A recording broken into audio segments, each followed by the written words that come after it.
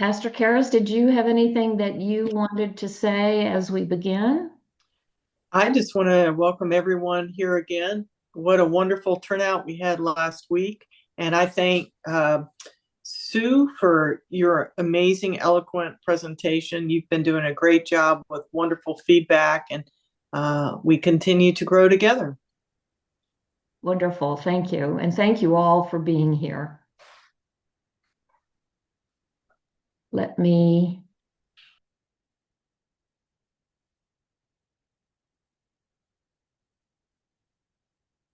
go ahead and get started. Well, let's see. Sharon and Dave are spotlighted here. Maybe we could, if I can find you.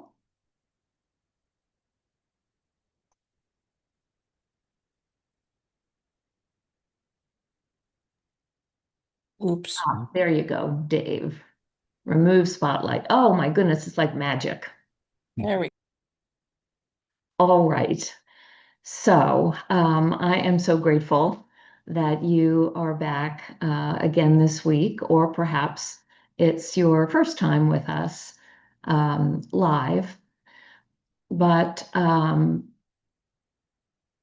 this is our opportunity to share the second stage, second step in our journey of exploring racism in America, the history we didn't learn in school. Today, we're focusing on part 2 of 6, and this is entitled Slavery by Another Name. Our country's history from the time of Reconstruction following the Civil War through the early 20th century, a pivotal period that has been largely hidden to most of us. And it is, in many regards, a difficult period. And I think we'll see the specifics of that as we explore this time together. There's a great deal of discussion these days on the issue of teaching a more inclusive history of our country. We hear about critical race theory, DEI, blockage of African American AP studies classes, contentious school board meetings, banning books. In his book, 1984, George Orwell didn't write about a year. He wrote about a mindset of oppression. And one of the things that he said was that who controls the past controls the future. And who controls the present controls the past. A government in power has the ability to shape the views of the population it governs by putting out a narrative that sometimes has nothing to do with the truth. The distortion of our past is made possible by the incomplete telling of our history. In this period that we cover this evening, we will see the emergence of themes that continue to this day, the roots of the profound inequities that have persisted over time. Violence with impunity, much of it breathtaking, incomprehensible even. The inability of Black people in our country to acquire property and build wealth, mass incarceration, and the fraught relationship between Black communities and police, segregation with all of its disastrous consequences, and voter suppression. So let's continue.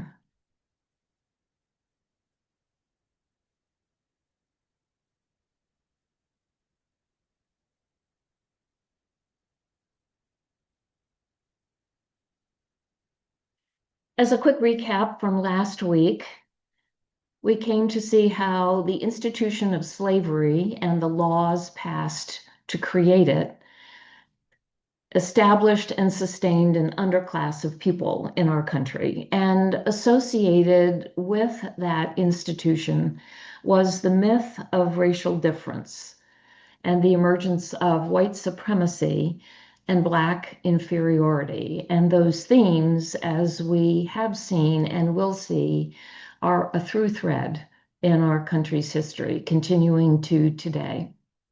We saw how the economic imperative of slavery was essential to the economic well-being and progress of both the colonies and following the establishment of the United States to the states themselves.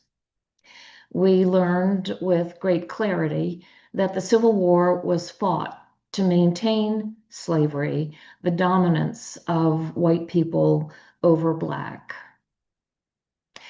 There was a ray of hope for a more perfect union in the period of Reconstruction.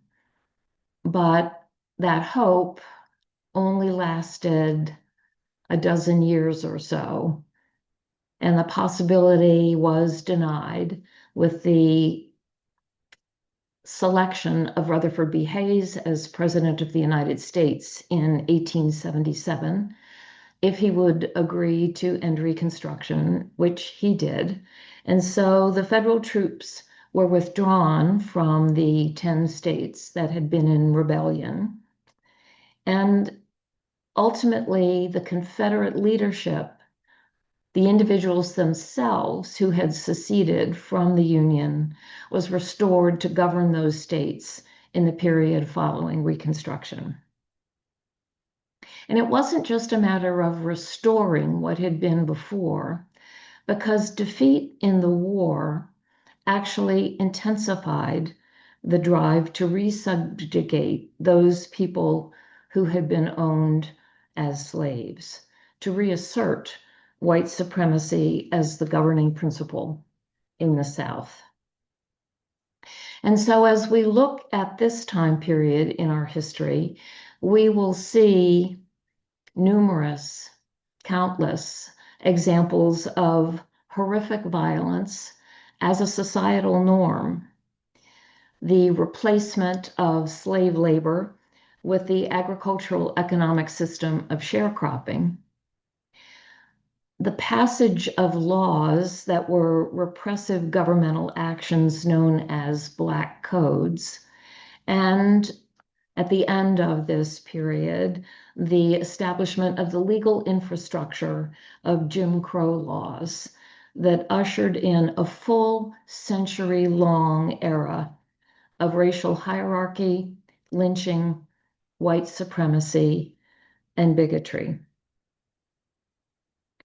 While Reconstruction era violence was most frequent in the South, Negroes living in the North and West also faced racially motivated violence and continuing bigotry.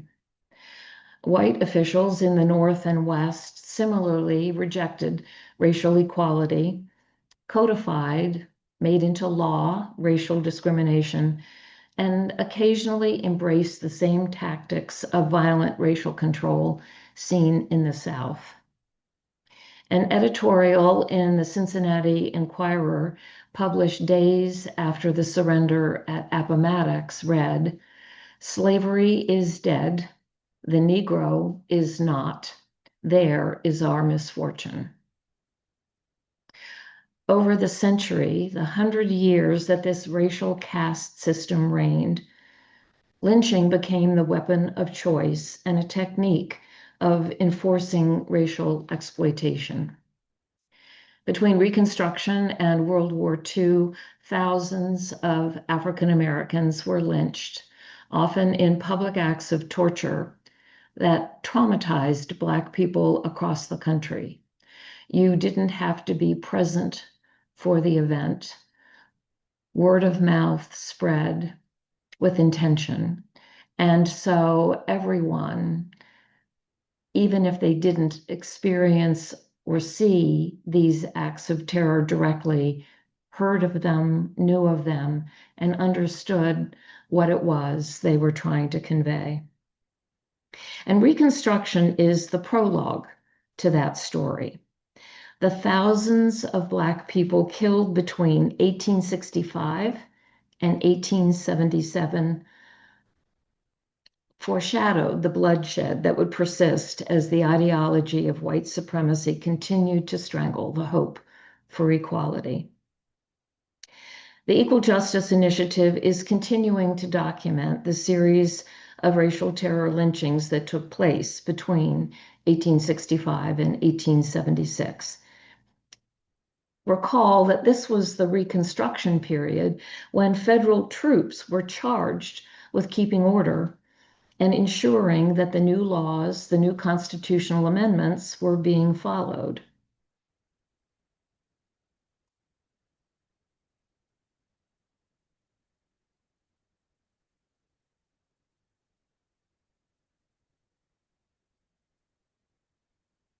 Here is an Equal Justice Initiative graphic of the violence that took place during this 12-year period.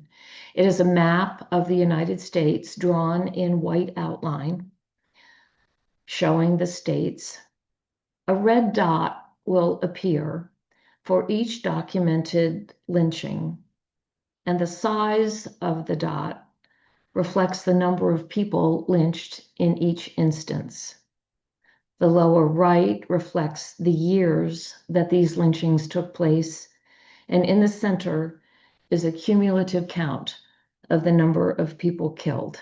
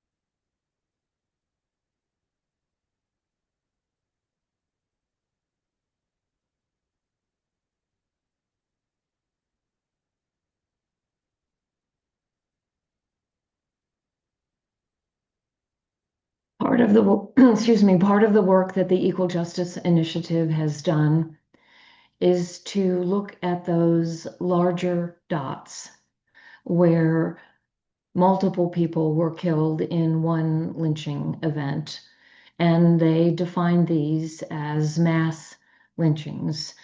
Here are some of the key events that occurred. The year is listed down the left, and then the location of the mass lynching, with in parentheses the number of Black people killed in each of these events. You'll see that most of the locations are in white, but there are a not insignificant number in blue because those took place in the state of Louisiana, which became renowned for the number and the frequency of lynchings that took place there. In fact, if we go back to the map, the state of Louisiana almost disappears under the red dots that show.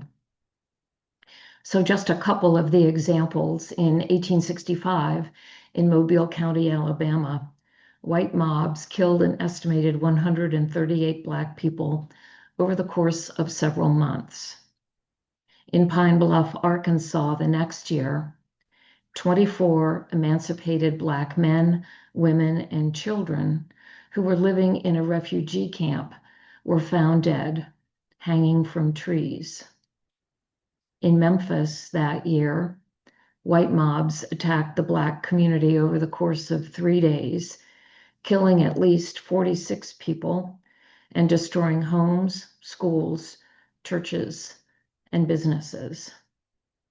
In Milligan, Texas, in 1868, an estimated 150 Black people were killed by armed white mobs.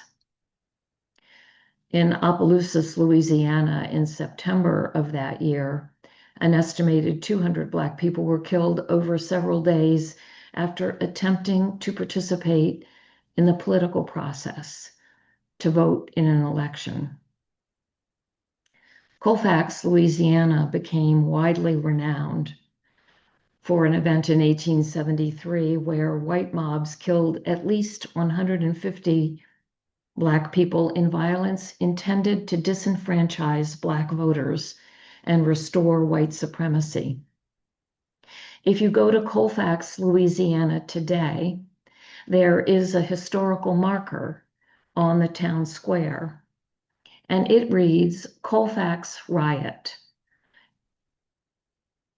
On this site occurred the Colfax Riot, in which 3 white men and 150 Negroes were slain.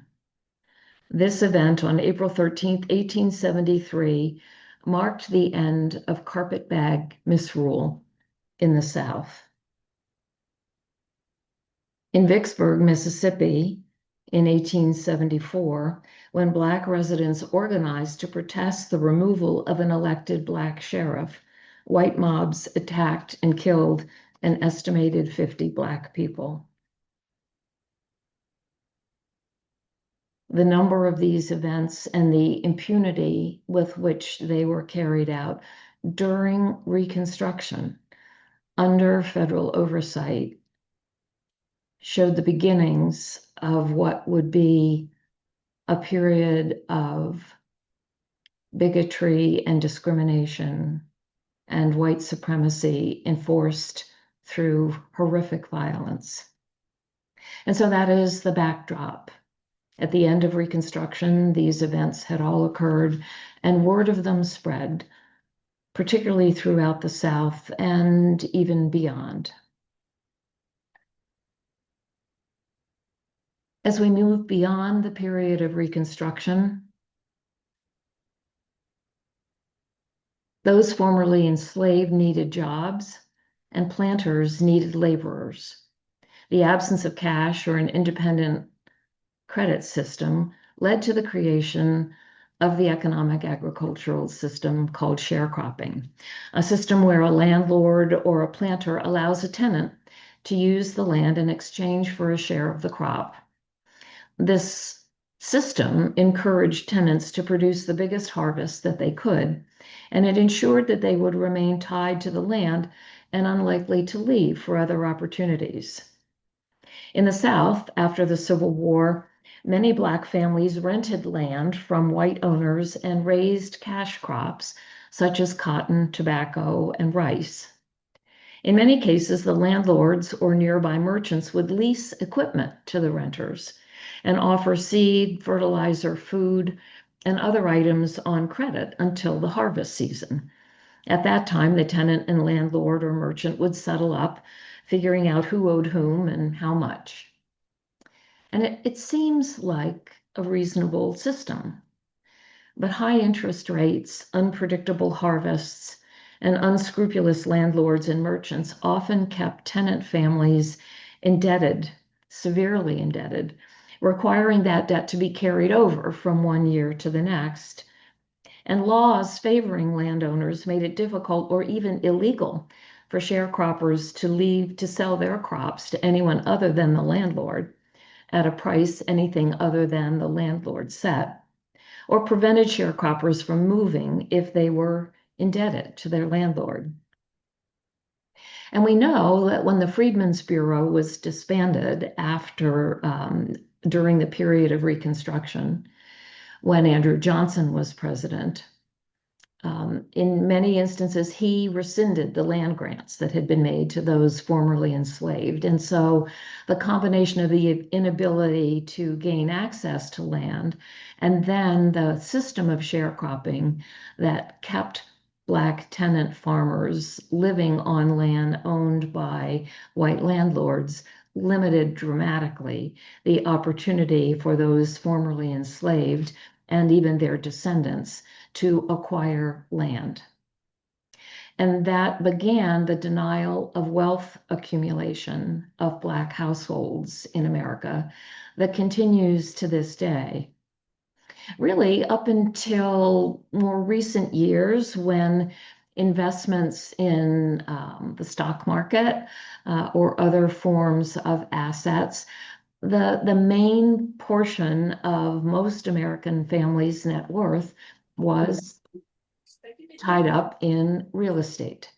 And so the fact that Black families were not able to acquire real estate kept them in a subordinate economic position from the beginning.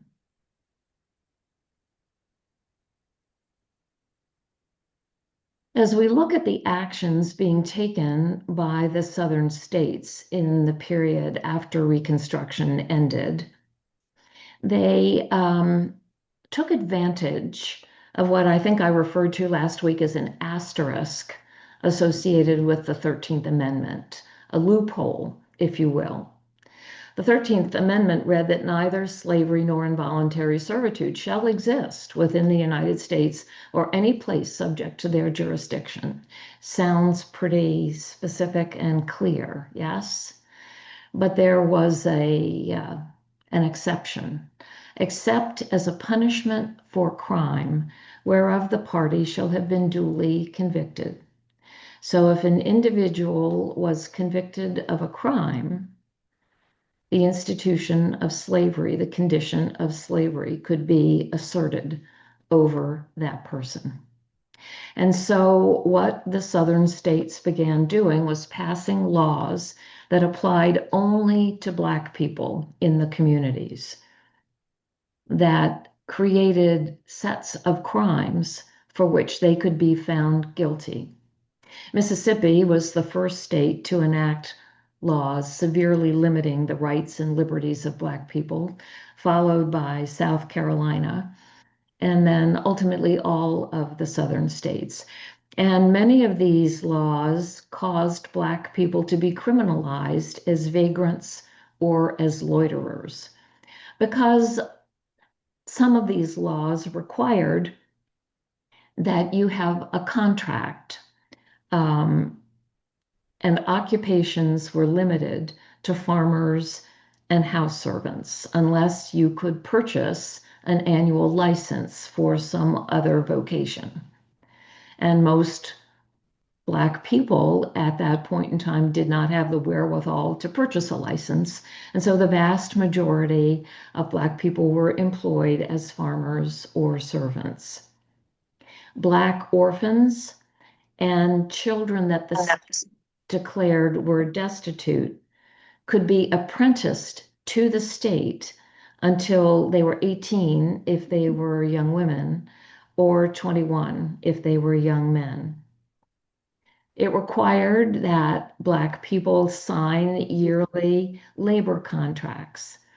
And if you were stopped on the street and couldn't prove that you were employed, couldn't show your labor contract, you could be arrested as a vagrant, tried and convicted and imprisoned. Indeed, imprisoned at hard labor or hired out to white commercial operators. These laws provided that rebellion, arson, burglary, and assault, if committed by a Black person, would incur the death penalty. The laws provided that Black people could own no firearm, could not be in possession of liquor. If either were to be the case, you could be arrested, tried, convicted, and imprisoned. And so these Black codes led to the mass incarceration of Black people, because the former Confederate soldiers were the police and the judges, and there was a racially separate system with separate juries for Black people rather than white. And so it led to a process known as convict leasing, where the criminal justice system would become the central institution for sustaining racial domination and hierarchy. Once these individuals were convicted and imprisoned, their labor was sold to private interests for state profit.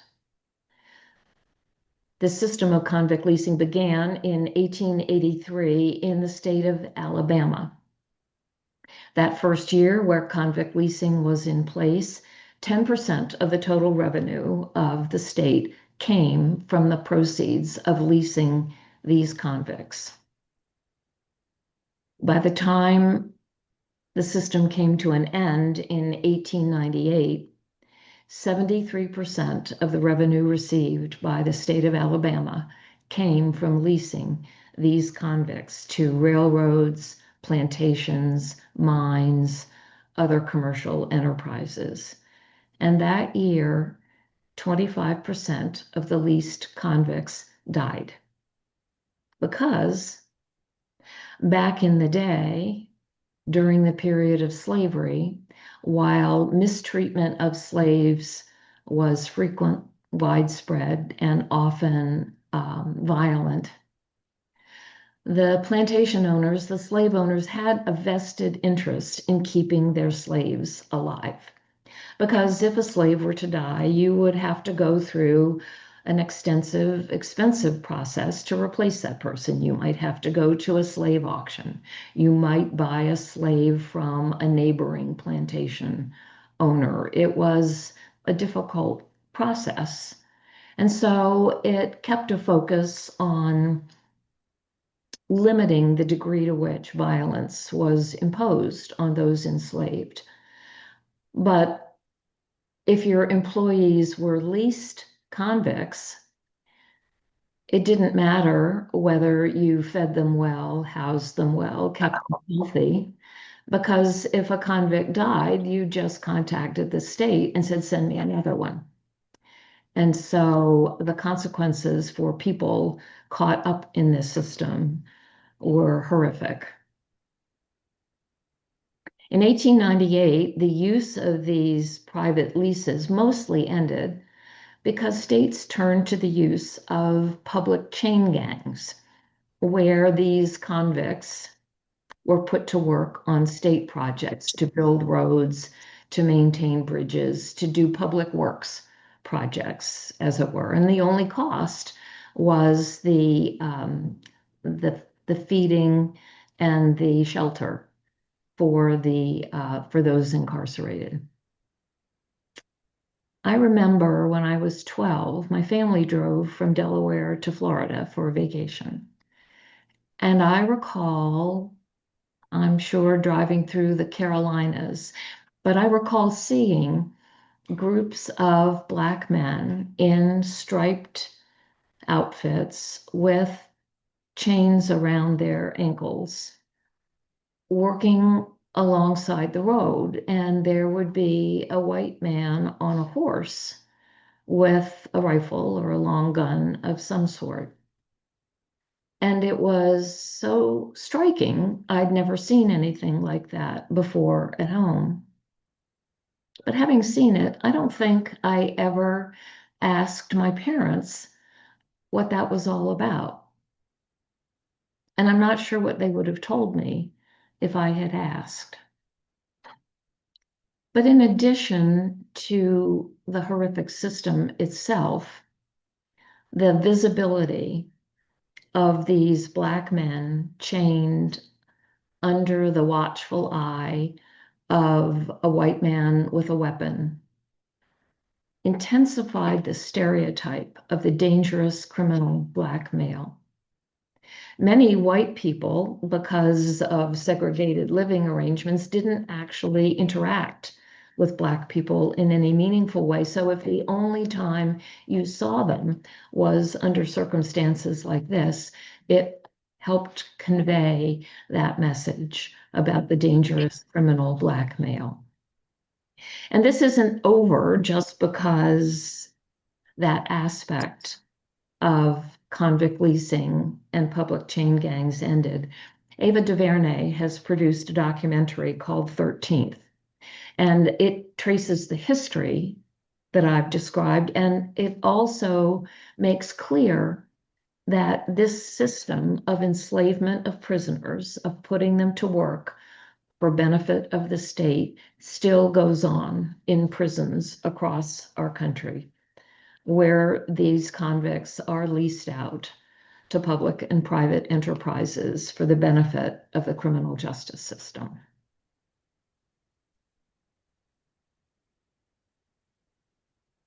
And so as time moves forward, we come to a second hugely pivotal Supreme Court decision in 1896, the case known as Plessy v. Ferguson. Now, at the heart of the case was a law passed in Louisiana in 1890 that provided for separate railway carriages for the white and colored races. It stipulated that all passenger railways had to provide these separate cars, which should be equal in facilities, but most frequently were not. And so Homer Adolph Plessy agreed to be a plaintiff in a case that was aimed at testing this law's constitutionality. He himself was actually of mixed race. He identified himself as 7/8 Caucasian and 1/8 African blood.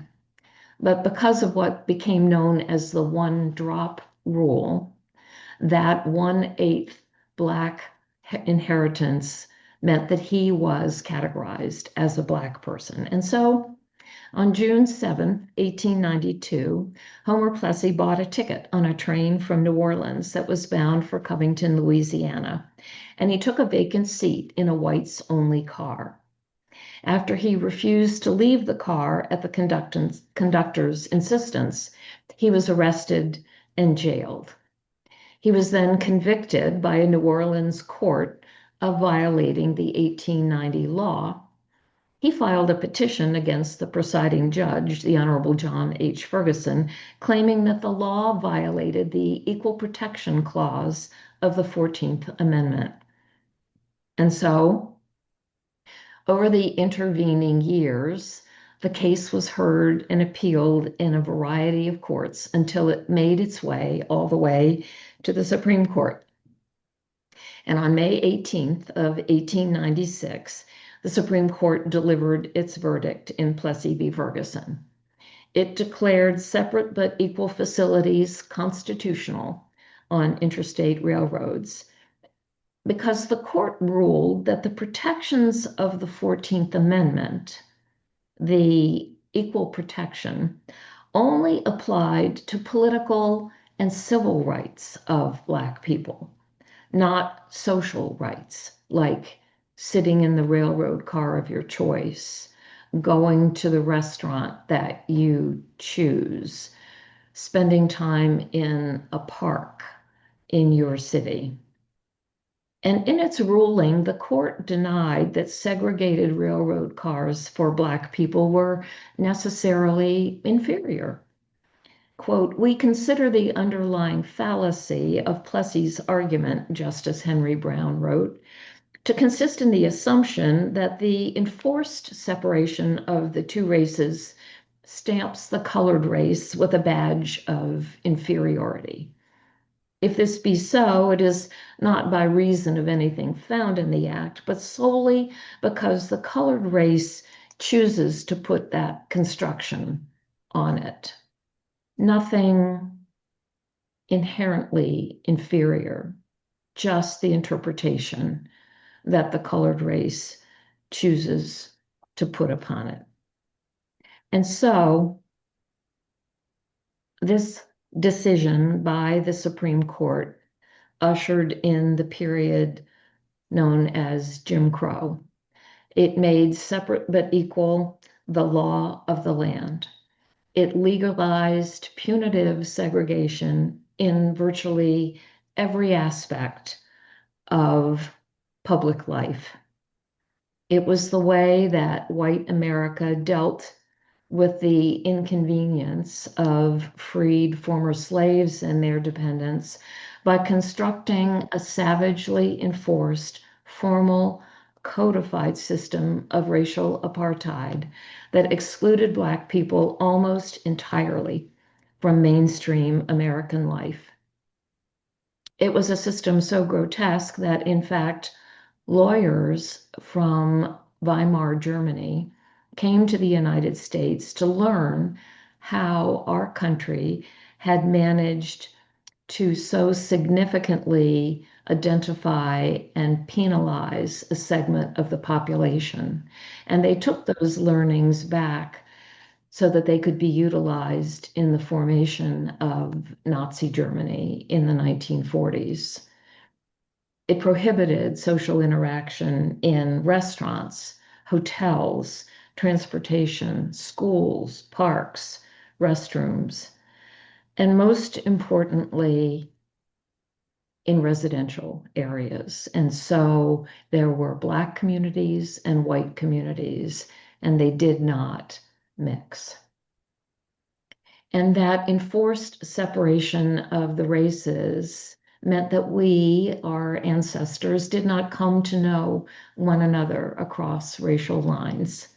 They made assumptions, stereotypes developed because something had to rush in to fill the void if you don't have personal knowledge. And we will see much more of the impact of that next week when we look at various aspects of public policy that were implemented in the 20th century. But we are still in the late 19th century.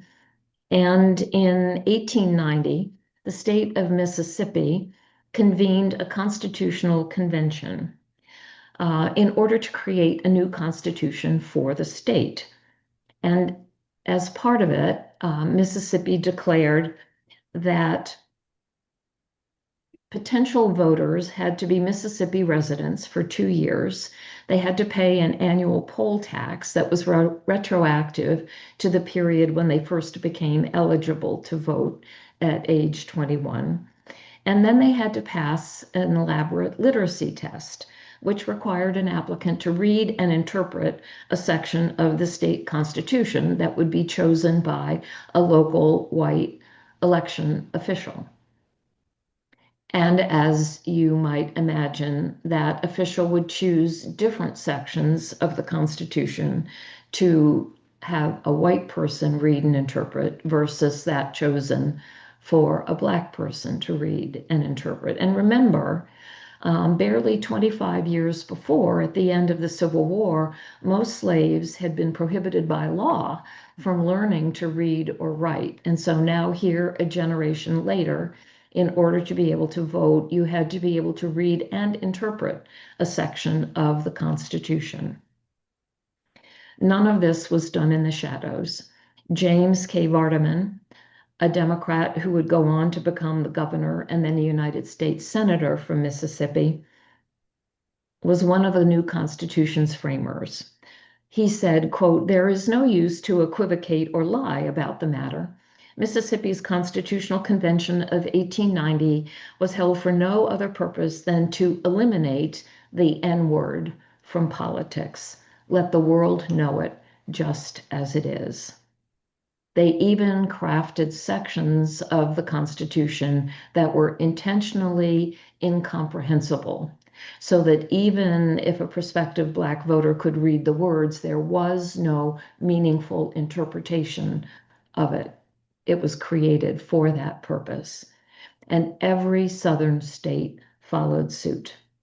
In 1898, Louisiana convened its own constitutional convention specifically to disenfranchise African Americans, to establish, quote, "the supremacy of the white race."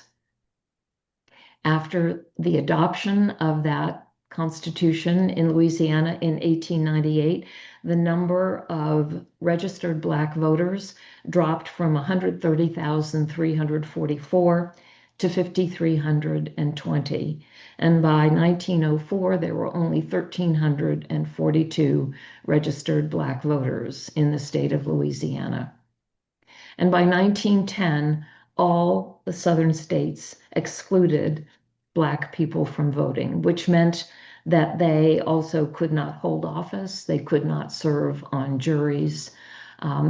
Its objective was to keep their voices from being heard, their voices to give consent to be governed, as described in the Declaration of Independence. And of course, the officials who were elected by these increasingly all-white voting populations were the ones who were making decisions about the allocation of public resources for schools and services. And so as these legislatures became increasingly all-white following the hope in the Reconstruction period, those resources were not granted or applied to schools or services offered to African American residents.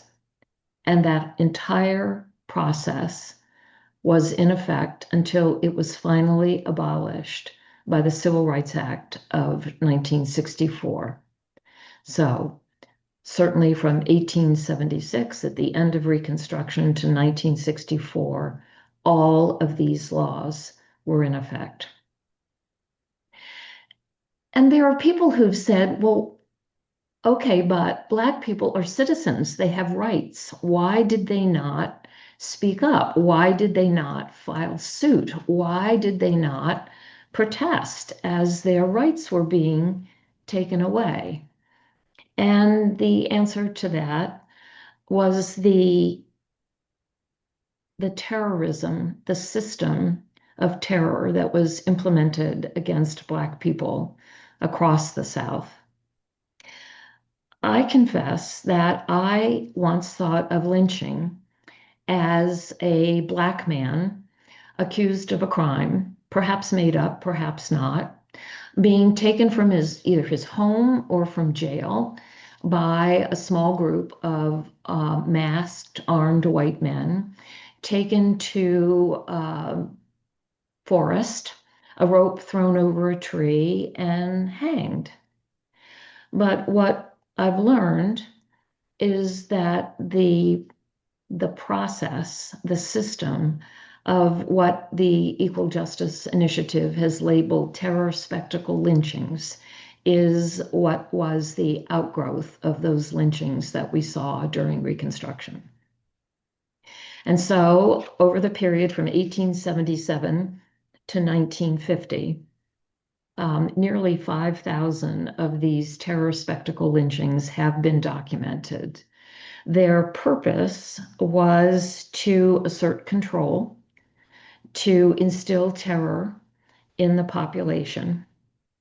These lynchings featured large crowds. Thousands of white people would gather to witness pre-planned killings that featured prolonged torture, mutilation, dismemberment, burning, and the corpses would be deposited in the segregated Black communities to send a message that says, if you step out of line, this is what would likely happen to you.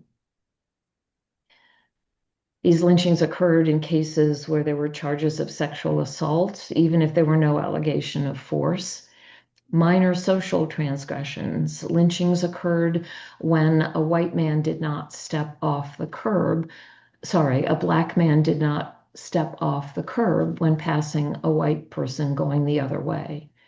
A Black man standing too close to a white woman might be cause for this type of event. And they were public spectacles, and they targeted the entire African American community. They sometimes occurred when Black people were resisting mistreatment, when they were speaking up for their rights. And so these events drew large crowds, often thousands, and the crowds would include elected officials, prominent citizens. They were bold public acts that implicated the entire community because There were no legal consequences for these lynchings. 99+% of the perpetrators of these lynchings escaped punishment. And over the course of 200 years of attempting to enact an anti-lynching law in Congress, 200 attempts to enact an anti-lynching law in Congress failed until 2021. These are difficult images, yet it is essential that we understand and appreciate the environment that existed in these largely Southern, though not exclusively, communities as the white population sought to ensure its control over the Black population. When these lynchings were announced in advance, which they often were, professional photographers would come to the site and they would take photographs, which they would then turn into postcards that they would sell to the spectators, that they could send home to their friends or families who had not been fortunate enough to experience the lynching themselves. That sepia-toned image on the left includes a photograph of Jesse Washington, who was lynched in Waco, Texas in 1916. And the handwriting on the postcard reads, "This is the barbecue we had last night." My picture is to the left with a cross over it. Your son, Joe.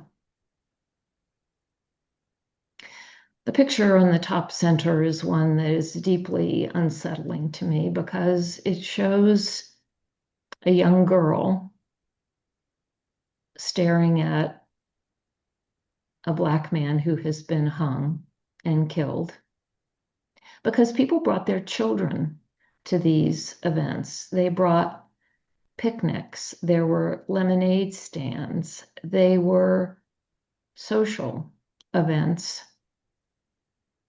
And you think of the impact on these children, you wonder about the thought process that went through people's minds when they attended these events. The photo in the upper right is a picture of the immolation of Will Brown in Omaha, Nebraska in 1919, set on fire as his lynching was observed by a sizable group of well-dressed professional white men. And the lower photograph is an image of a typical Friday night, Saturday night, social night out for couples. And before going on to dinner or events at neighbors' homes, they would first experience a lynching in the town square.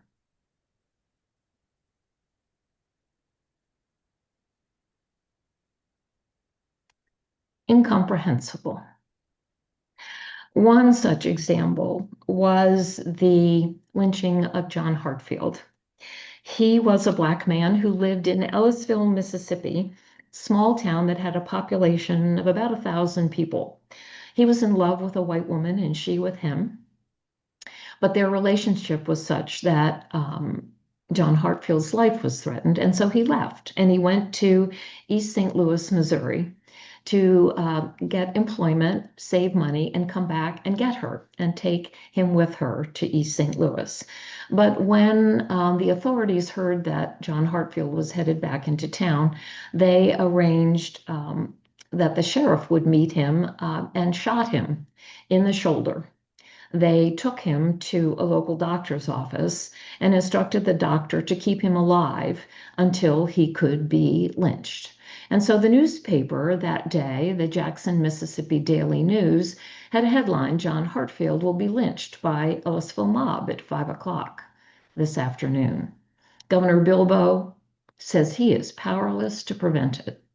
Thousands of people are flocking into Ellisville to attend the event. The sheriff and the authorities are powerless to prevent it. And indeed, 10,000 people came to Ellisville, Mississippi, and watched as John Hartfield was hung.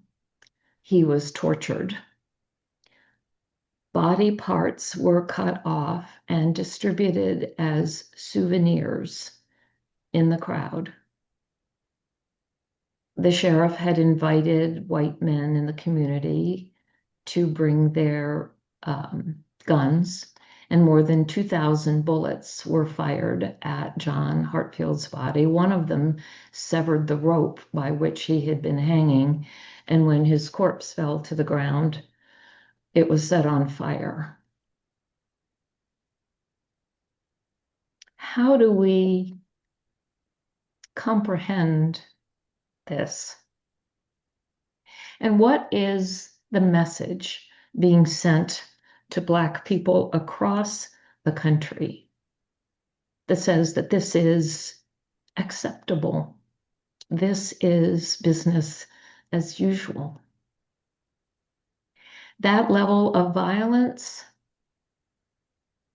is carried in the DNA of many Black people in America. I have taught this class where there have been Black people present. They have come back after week 2 and said, I had a conversation and I learned that my grandmother or my grandfather or my great-grandfather either was lynched or was involved or saw or understood or knows that these events took place.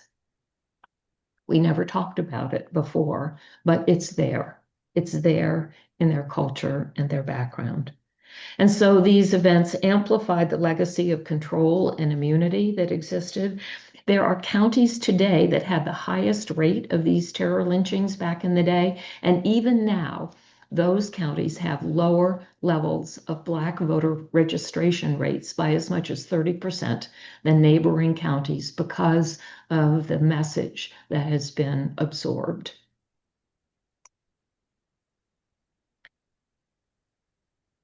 And so, as all of this was unfolding, there were other things happening across the country. And it led to something called the Great Migration, where between the period of 1916 and 1970, more than 6 million African Americans left the South and moved to the North and West.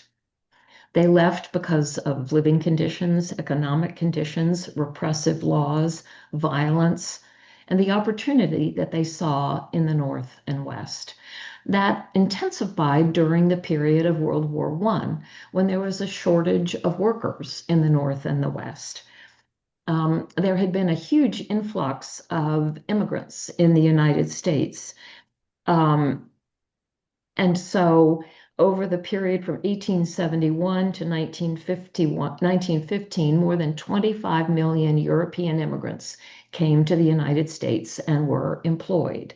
But with the start of World War I, that flow of immigrants stopped. And in addition, the white men enlisted in the military, they left their jobs, and war production ramped up. So suddenly there was a need for an enormous number of workers that could be filled by African Americans leaving the South. Churches formed migration clubs to help people move. The states hired agents to keep the African Americans from leaving the South, but 6 million African Americans left the South during this time period. One of the key examples was in the area known as Harlem in New York City, which had been a white enclave in the city, but in the period from 1910 to 1920,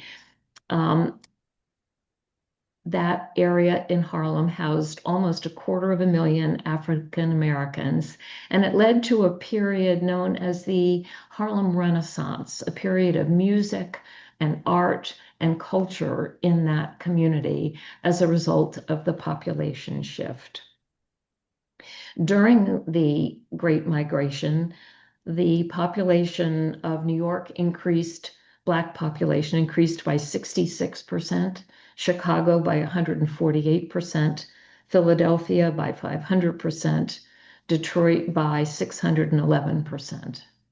But eventually, when the war ended, there was a labor surplus. The military men returned home, wanted their jobs back. The labor unions were quite powerful at the time, but they would not accept Black people as members of the unions. And so the work of the unions resulted in the white people having their jobs restored. And it led to some significant race riots, particularly in 1919, which became known as Red Summer, when these race riots erupted in 26 cities across the country as people vied for employment, and race became the deciding factor in who got jobs and who didn't. And one final event that occurred at around this time period took place in Tulsa, Oklahoma. On May 31st, 1921, a young Black shoeshine boy named Dick Rowland had to go to the bathroom.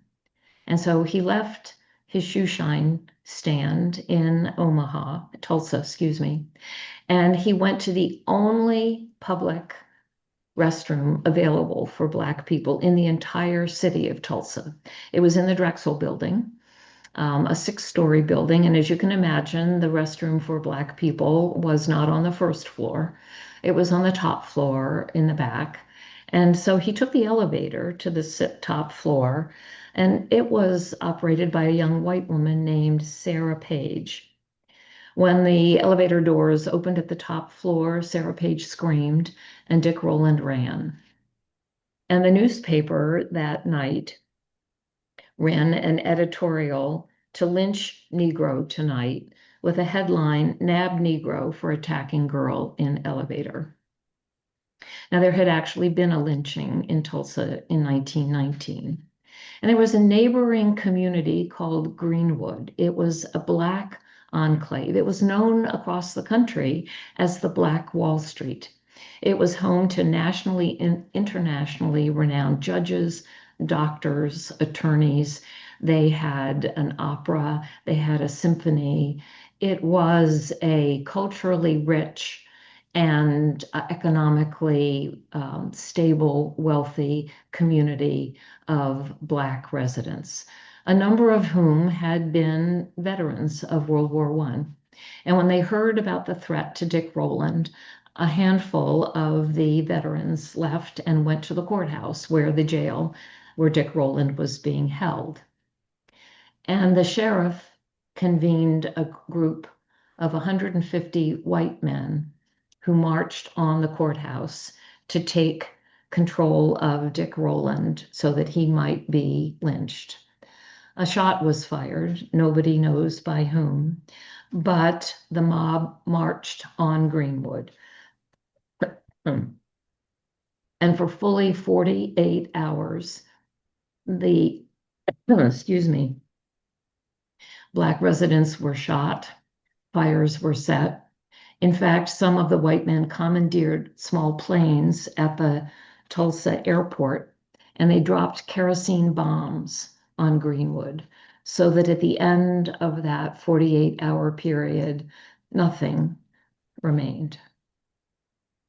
The surviving Black residents were rounded up and taken to the convention center, where they were held for days before being released. And Greenwood was never rebuilt. There were significant efforts made to be sure that no one knew about Greenwood. If you go to the Tulsa Tribune, the archives there will show you the front page of every single newspaper published by the Tulsa Tribune, except May 31st, 1921. That one is missing.